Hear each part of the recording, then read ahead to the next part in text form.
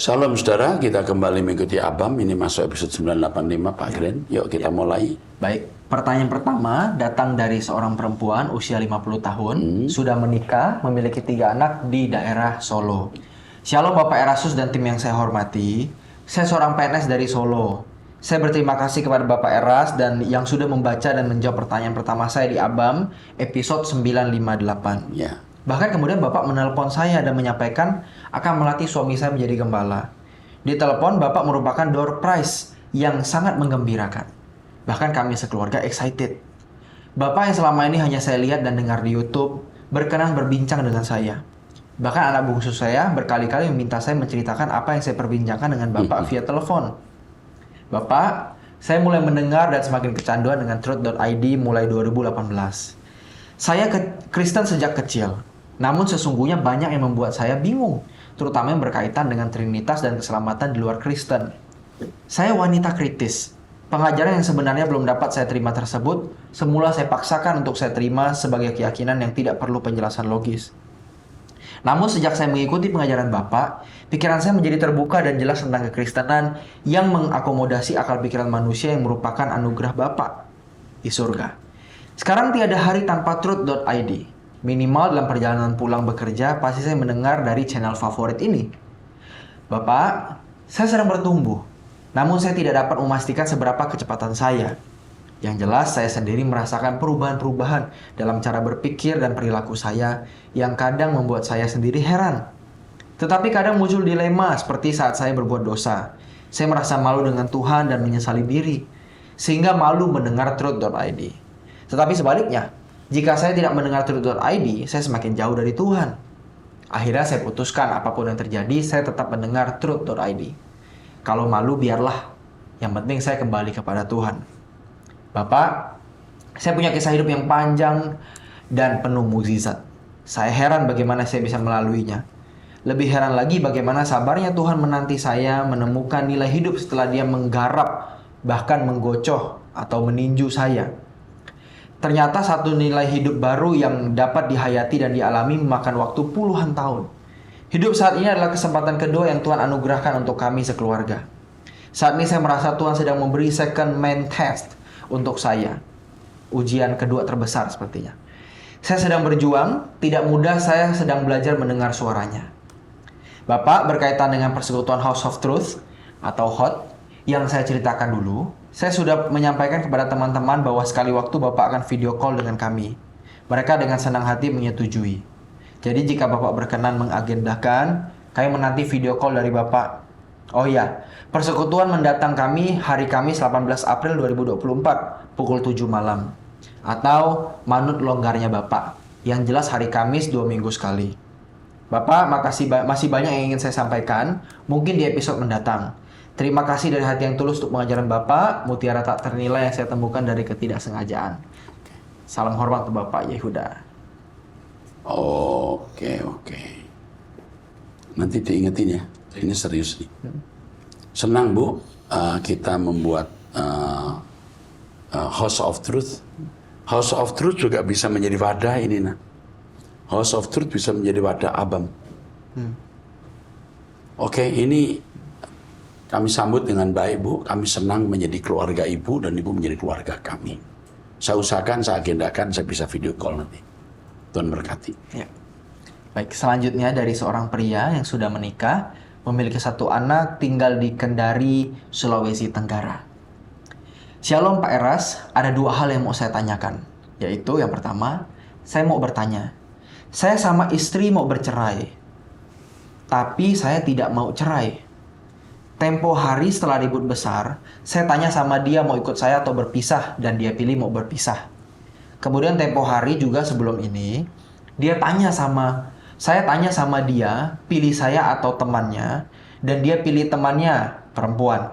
Karena dia dibawa ke tempat wisata dan saya tidak bawa dia ke tempat wisata.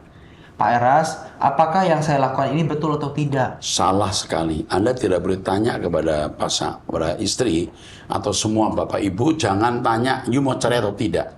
Itu pertanyaan jahat dan salah. Yang ada adalah mari kita perbaiki hubungan kita. Terus. Dan bukankah dia sendiri yang tidak memilih saya? Kenapa sampai tidak memilih? Kita juga harus periksa diri, saudara. Kalau orang, misalnya orang tidak mau datang ke warung kita, restoran kita, jangan salahkan orang, masakan kita enak enggak? Oke, terus. Sekarang ini kami tinggal terpisah tapi belum cerai. Bagaimana pendapat Bapak? Anda punya anak. Umur Anda juga saya kira masih muda ini. Ya. Iya. Anda ini menghancurkan anak. Kalau Anda hancur sudah tua ya nggak apa-apa, tapi anak yang Anda lahirkan jangan jadi rusak. Kalau anak Anda ini perempuan misalnya, Anda senang suatu hari dia jual diri. Jadi PSK misalnya, kalau dia laki-laki diam, jual narkoba, kena hukuman mati atau hukuman seumur hidup. Pikir baik-baik, pikir panjang, jangan cerai. You harus mengalah, minta ampun, minta maaf ke istri, perbaiki hubungan. Anda juga mau senang sendiri rasanya ini. Tidak mau mengalah, tidak mau dilukai. Mengampuni itu dilukai, mengalah itu sakit. Tapi demi masa depan hidupmu, di kekekalan dan anakmu, ya jangan begitu. Ikuti nasihat saya, kalau tidak celaka kamu. Terus. Baik. Pertanyaan kedua. Pak Eras, terus terang saya agak bingung, Pak. Ya bingung karena kamu mau memaksakan kehendakmu sendiri. Saya baca Lazarus duduk di pangkuan Abraham, sedangkan Lazarus itu kehausan di nyala api. Oh ini masalah lain ini ya. Bukan masalah keluarga. Terus Ayatnya di udah Lukas. ngegas terus saya. Terus. Ayatnya di Lukas 16 ayat 24. Ya, terus. Lalu ia berseru katanya, Bapak Abraham, kasihanilah aku. Suruhlah Lazarus supaya ia mencelupkan ujung jarinya ke dalam air dan menyejukkan lidahku. Sebab aku sangat kesakitan di dalam nyala api ini. Intinya orang itu kesakitan di nyala api. Apakah ini neraka atau apa, Pak? Sebenarnya nyala api di sini tidak menunjukkan tempat siksaan. Ini paralel dengan nanti. Sebenarnya neraka yang sesungguhnya itu bumi ini nanti jadi lautan api. Limne topuros, danau api. Ya bukan lautan api, teks aslinya itu limne. Kalau lautan itu talasa. Jadi nanti orang yang tidak berkenan di hadapan Tuhan akan tinggal di bumi, akan dibakar di api ini. Ini neraka, Gehenna itu. Nah, saya kira itu saja. Jadi itu masih di Hades orang kaya ini, tapi tempatnya menderita sekali. Ya. Yang saya kembali sama tanyakan soal cerai tadi. Jangan cerai, ya. Kamu celaka cerai. Mengalah saja. Perbaiki hubungan, mengalah itu indah. Diam, diam, diam. Jangan banyak ngomong. Terus. Selanjutnya dari seorang perempuan, usia 38 tahun, sudah menikah di Jakarta. Shalom Pak, saya sudah menikah selama 9 tahun. Selama ini saya emosian dan cepat sekali marah. Tetapi selama ini saya belum pernah sekalipun ditegur suami karena hal itu. Bahkan seringkali dibela. Jadi saya merasa baik-baik saja. 3 bulan lalu saya marah besar karena kecemburuan saya terhadap sekretaris pribadinya. Sampai saya meminta cerai dalam keadaan emosi. Tapi suami memohon dan merubah menjadi tidak terlalu dekat. Emosi saya bertambah pula semenjak suami mendapat mimpi dipanggil Tuhan. Dia menjauh dari saya, sering bengong, dan lebih pendiam. Sampai suatu hari suami tiba-tiba ingin menceraikan saya, dan pendiriannya sudah teguh. Alasannya karena saya marah-marah terus. Padahal dia tidak pernah menegur saya selama ini, dan dia sudah mengonsultasikan ini ke pengacara. Saya seperti tersambar petir karena saya mengira kami baik-baik saja. Ketika kamu tulis tadi, saya belum baca belakangannya. Saya sudah tahu suamimu pasti tidak betah di samping kamu. Suamimu akan lebih betah dengan sekretaris. Kalau kamu cemburu itu sudah sepantasnya memang. Tetapi juga sudah tidak bisa dihindari kalau kamu bertemperamen begitu. Suamimu menganggap baik-baik, tapi sudah bohwat, tahu ya. Udah putus asa. Ya emang nggak bisa diubah. Dan dia mulai memikirkan kemungkinan tidak hidup bersama dengan kamu. Oke. Dan kamu tidak tahu diri. Kamu minta cerai ya? Kamu nggak tahu diri. Suamimu pada mulanya nggak mau. Tapi dia mencari kesempatan yang baik untuk menyatakan dia akan cerai. Waktu kamu ngajak dia cerai, dia sakit hati. Tapi dia simpan itu. Saya kira suamimu itu cerdas. Tapi juga suamimu itu seorang yang bisa menyembunyikan perasaan. Kamu bodoh. Teruskan. Suami saya ini direksi di salah satu perusahaan terkenal dan Betul, kan? sering diundang khotbah. Iya. Saya udah bilang apa? Cerdas suamimu. Saya belum baca ini. Saya meneropong suamimu itu cerdas. Tapi pintar menyembunyikan perasaan dan dia tidak bahagia hidup dengan kamu. Ketua Komsel juga di gereja kami. Dia sangat penyayang dan sabar. Juga banyak orang yang iri dengan pernikahan kami karena kami terlihat sangat romantis. Tapi suamimu menyimpan mendalam perasaan yang tidak bahagia. Dia cerdas menyembunyikan perasaan karena memang dia seorang yang cerdas secara IQ. Tapi belum tentu dia spiritual quotient-nya cerdas.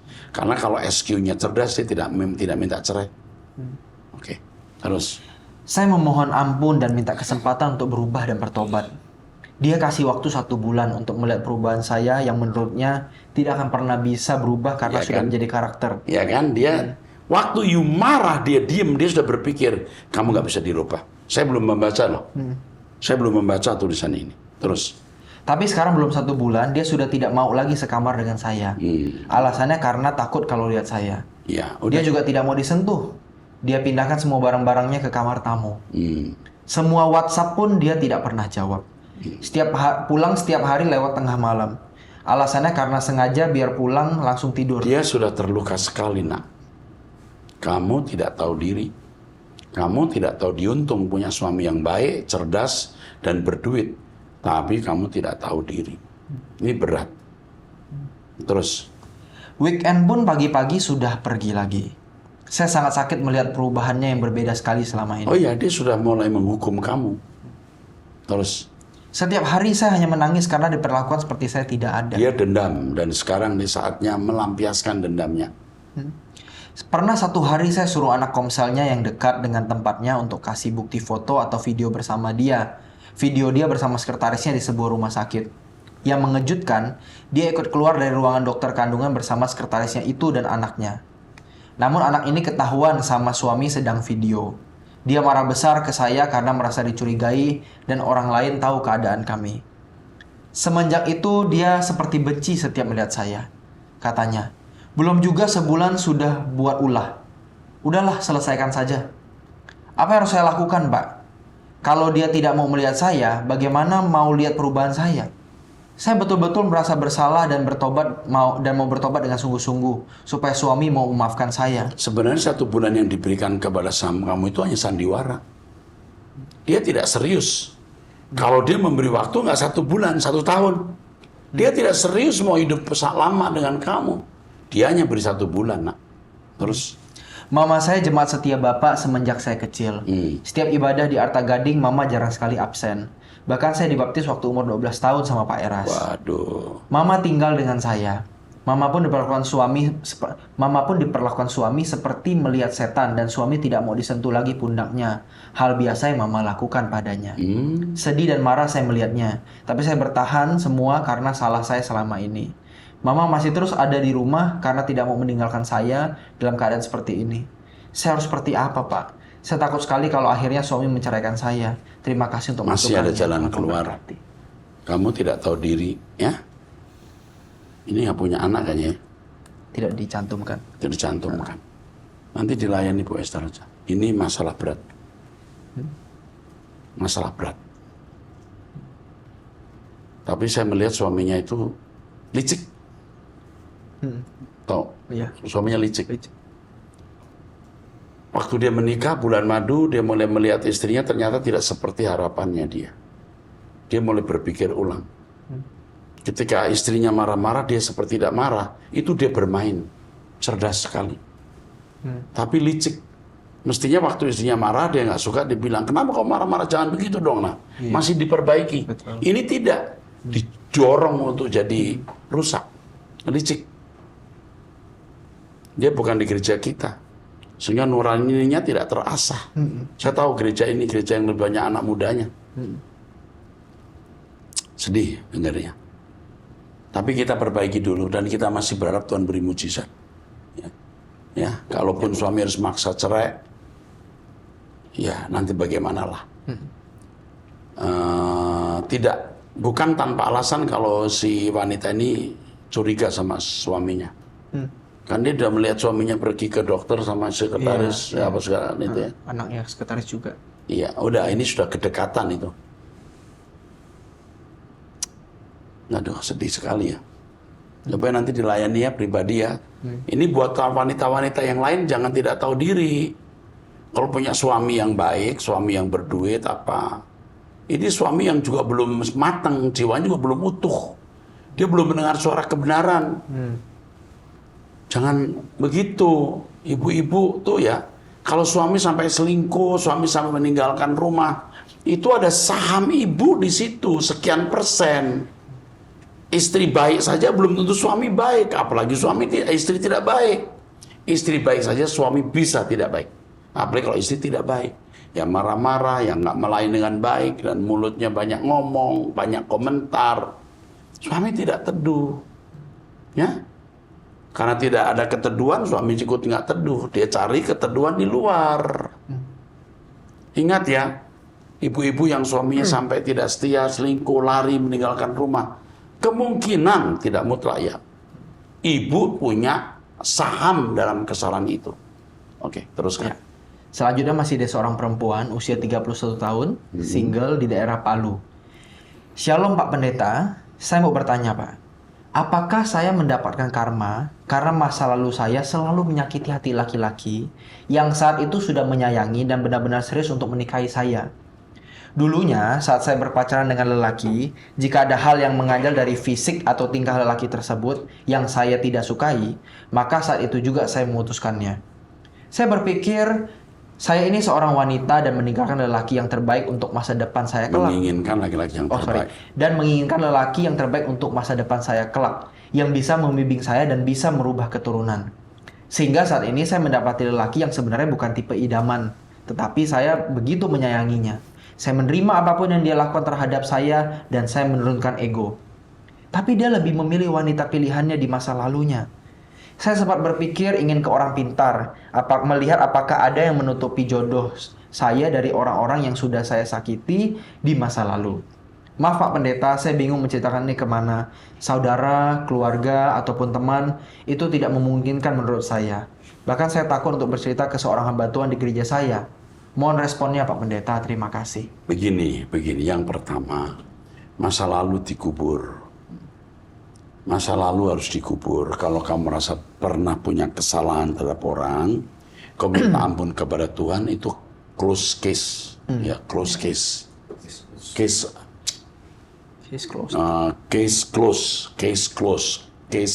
close. Tutup saja. Tuhan sudah mengampuni, melupakan. Ini yang mengganggu kamu, itu mengintimidasi, lupakan. Sekarang yang kamu lakukan adalah kamu harus jadi wanita yang lemah lembut. Dari cara kamu memutuskan hubungan pria yang tidak cocok kamu putusin. Kamu itu egois. Dan kamu tidak menjaga perasaan orang. Kamu punya sifat semena-mena, sifat sewenang-wenang. Dan ini pasti bisa kebawa sekarang. Dan itu membuat suamimu hari ini merasakan sifat itu menyakiti. Lalu dia ingat wanita yang pernah dia gauli dulu atau temannya tidak punya sifat seperti kamu. Kamu sekarang sudah turunkan ego, puji Tuhan. Coba belajar terus. Kamu sekarang bertarung dengan keadaan. Kamu tunjukkan perubahan kamu yang signifikan. Ikut doa pagi bersama saya, mendengarkan Truth ID, kamu akan menjadi orang-orang yang luar biasa nanti. Ya, baru bisa merebut suamimu. Sekarang kamu bertarung dulu. Kamu mesti minta pertolongan Tuhan dengan kondisi seperti ini. Lalu laki-laki yang bersama dengan kamu ya, kalau memang dia tidak takut akan Tuhan, ya sudah dapat kamu, dia mencoba mau yang lain. Dia mau menikmati masa-masa romantika dengan wanita dulu. Nah itu pria yang tidak setia begitu, pria yang tidak setia. Sekarang kamu berjuang dulu. Robah karaktermu, banyak berdoa, hidup suci. Lawan masalahmu dengan kesucian. Dengan suci kamu intim, dengan suci kamu melekat dengan Allah, Allah akan di pihak kamu. Lakukan ini. Ya. Selanjutnya masih ada seorang perempuan, usia 49 tahun, punya 1 anak, seorang jemaat GSKI online, tinggal di Amerika Serikat. Oke, wanita ya di Shalom Amerika. Om Eras dan tim Abam yang saya kasihi. Terima kasih sudah selalu menjawab pertanyaan saya dan berdoa memohon kesembuhan untuk anak-anak yang berkebutuhan khusus kepada Bapak Elohim Yahweh dalam doa pagi. Saya benar-benar terharu dan menangis saat Om minta dengan hati yang menangis kepada Bapak Elohim Yahweh agar anak berkebutuhan khusus ini sembuh dengan sempurna. Terima kasih ya Om dan tim.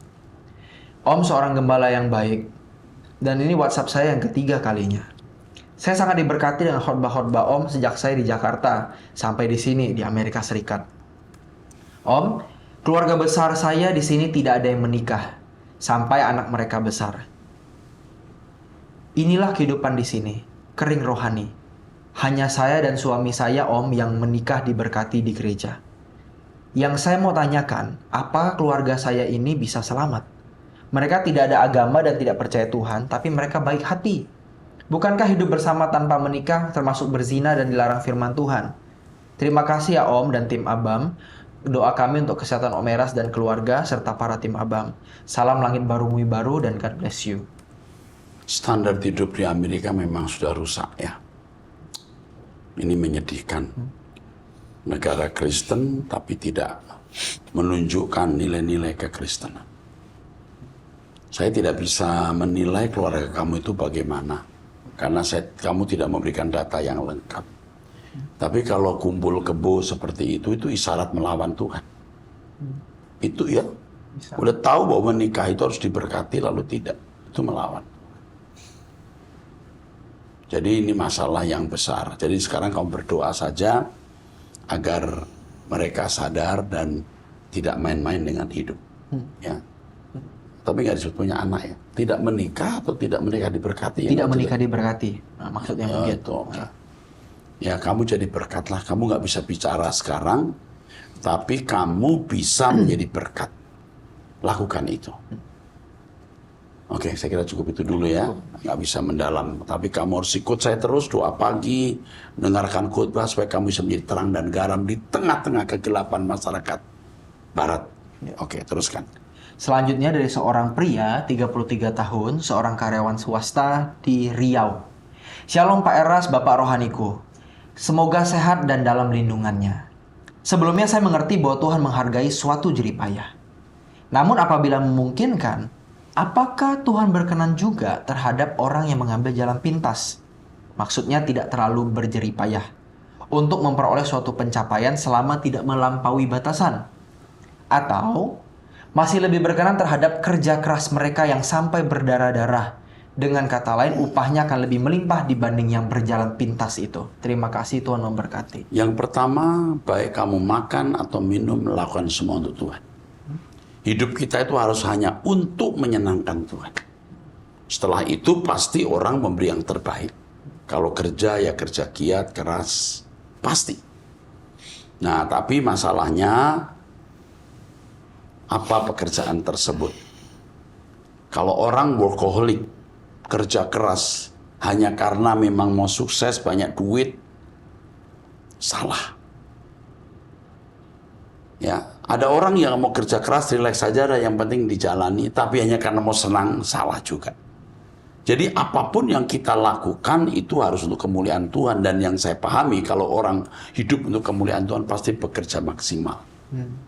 Jadi kata keras juga tidak boleh menjadi workaholic, jadi berhala itu pekerjaan. Betul.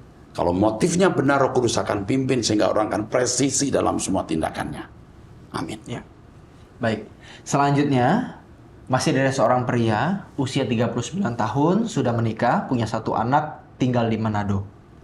Tolong doakan anak saya. Anak ini punya keterbatasan mental. Singkat cerita, anak saya lahir normal, sehat, kuat, dan pintar. Waktu usia 2 tahun, anak ini pintar menyanyi dan bicaranya normal seperti anak biasa. Tapi suatu ketika anak ini kesetrum aliran arus listrik di gereja. Karena pada waktu itu saya dan istri tinggal di pastori. Dan istri saya sedang membersihkan ruangan gereja. Sempat kami bawa berobat ke rumah sakit dan konsultasi dengan dokter. Serta melakukan beberapa upaya seperti memberikan obat-obatan untuk anak kami. Tapi hasilnya tidak berubah. Mulai saat itu setelah kesetrum, anak kami mentalnya mulai menurun. Sampai sudah tidak bisa bicara secara normal. Sampai menyanyi lagu pun dia sudah lupa. Anak ini sekarang usianya sudah 8 tahun. Karena dia seperti ini, maka kami mau masukkan anak ini ke sekolah luar biasa.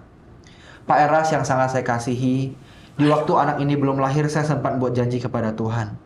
Sekiranya Tuhan berkenan, Anak ini kupersembahkan kepada Tuhan untuk menjadi hamba Tuhan. Karena saya tidak mau anak ini mengenal pribadi saya yang dulu sebelum menjadi pelayan. Namun sungguh lain yang nyatanya terjadi. Rasanya saya menerima hal yang berat untuk saya pikul. Tapi puji Tuhan karena suara kebenaran, maka saya bisa kuat sampai sekarang. Tolong doakan secara khusus anak ini, Pak. Karena dia sesungguhnya tidak bisa berbuat sesuatu tanpa tuntunan orang tua. Makanan harus kami sediakan. Syukur dia bisa makan sendiri walaupun banyak juga makanannya akan terbuang di lantai. Dan untuk buang air besar sampai sekarang, kami masih memakaikan pampers pada anak kami ini. Hampir semuanya anak ini bergantung kepada kami. Seperti apa yang Bapak sampaikan lewat doa pagi, kiranya anak-anak ini tidak ada yang gagal. Kiranya mukjizat berlaku bagi anak kami juga, Pak. Tolonglah doakan ekonomi saya sekaligus masalah kesehatan saya yang sampai sekarang saya mengalami cedera bagian lutut dan sudah seminggu tidak ada perubahan. Padahal saya sudah menjalani pengobatan. Biasanya kalau asam urat itu tidak seperti ini. Apakah saya bisa mendapatkan buku-buku Pak Eras? Sekiranya bisa, saya sangat bersyukur. Karena memang saya akui semenjak ditegur oleh Bapak melalui Abam, saya harus bertobat dan dengan sungguh-sungguh.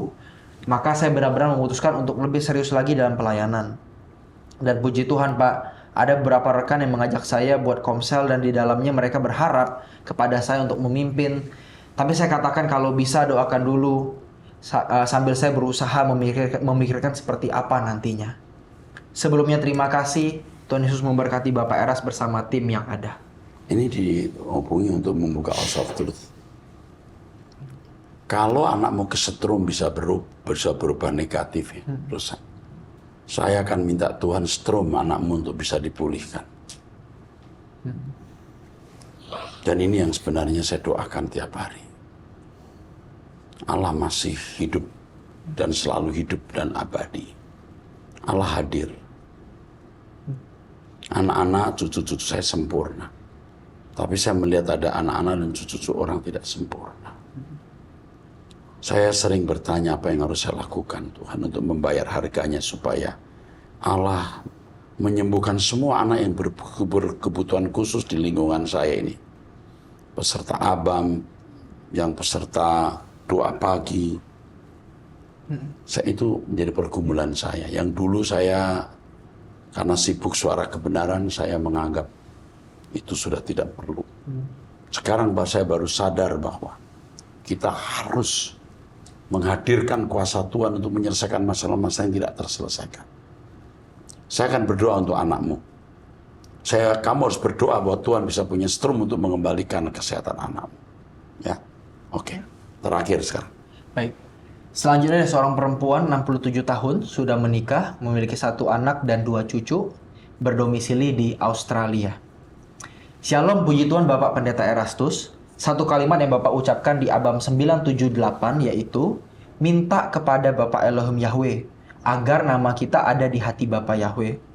Amin. Ini kalimat yang sungguh luar biasa, Pak. Sungguh waktu mendengar kalimat tersebut, hati ini terasa tersentak. Saya yakin sekali pasti banyak pendengar yang merasakan hal yang sama atau bahkan lebih. Sungguh, Bapak ini sebagai hamba yang spesial diutus oleh Bapak Elohim Yahweh untuk menyuarakan dan menyampaikan kerinduan hatinya terhadap semua umatnya agar tidak seorang pun yang bakal tertinggal atau tidak masuk ke langit baru bumi baru. Mengingat semakin buruknya pengaruh dunia di akhir zaman seperti ini. Salut Pak Eras, maju terus. Elohim Yahweh senantiasa memberi kekuatan dan hikmat yang tak terbatas kepada hamba yang sangat dikasihinya, Bapak Erastus Sabdono. Amin, terima kasih. Tuhan Yesus memberkati pelayanan Bapak dan tim. Kalau ibu sampai tersentuh, ibu juga punya nurani yang bagus. Tidak semua orang tersentuh. Tentu saya menemukan kalimat ini dari pergumulan doa pribadi saya. Tuhan, apapun yang terjadi, aku hanya ingin namaku tertulis di hati. Engkau tinggal dalam aku dalam engkau. Udah, itu kebahagiaan. Puji Tuhan, kiranya ibu akan menjadi orang yang benar-benar dipersiapkan untuk dimuliakan bersama Yesus dan suatu hari kita bertemu di rumah Bapa. Amin. Sampai bertemu di episode yang akan datang, saudaraku. Tuhan memberkati.